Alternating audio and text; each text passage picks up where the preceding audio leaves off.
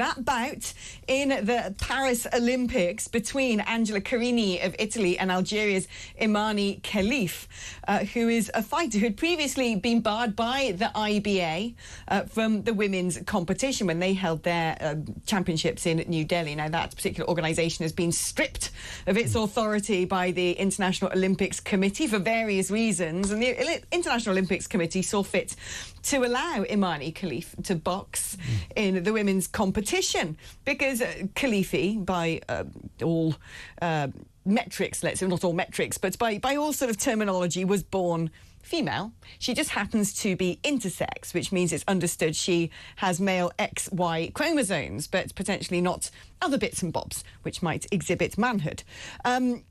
And it sort of casts our mind back to the incredible run of success of Caster Semenya, who competed as a female sprinter.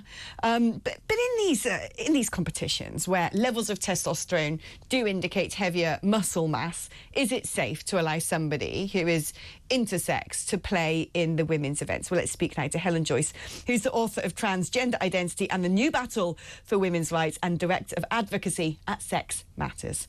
Now, Helen, I mean, when we've had conversations before about trans women, aka men, competing in women's sports, to me it's been pretty obvious. These people were born male. Some of them have not even made any effort to have any sort of surgery. They just put their hair in pigtails, hop on a bike and start winning all the medals.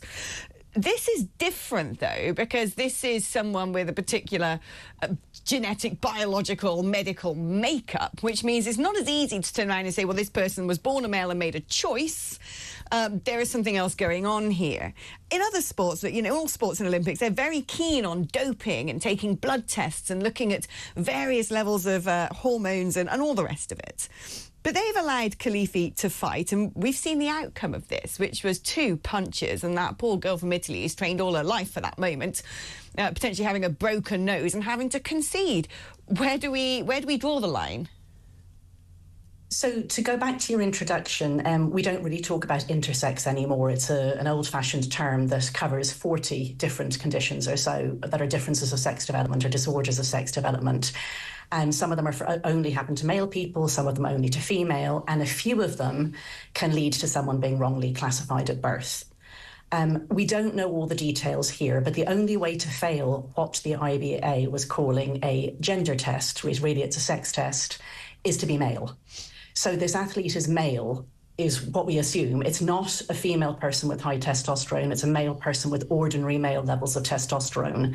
We don't know what medical condition. We're just speculating here because the IOC foolishly isn't being open and honest.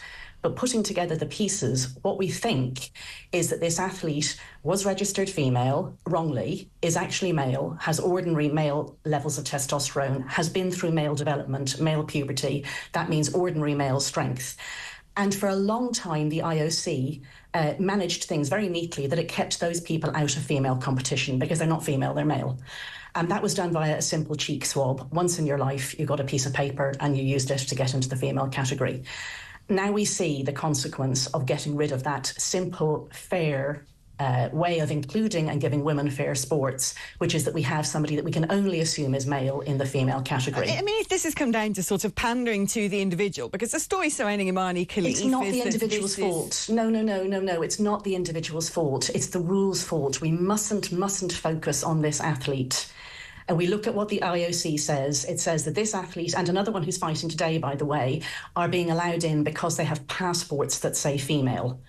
I think in their home country, the only way to have a passport that says female is to have been registered female at birth. But here in the UK, you can get it just by asking your doctor to write you a letter and sending it off to the passport office. So that's obviously a very stupid criterion. The only reason you should be allowed into female sports is if you're female.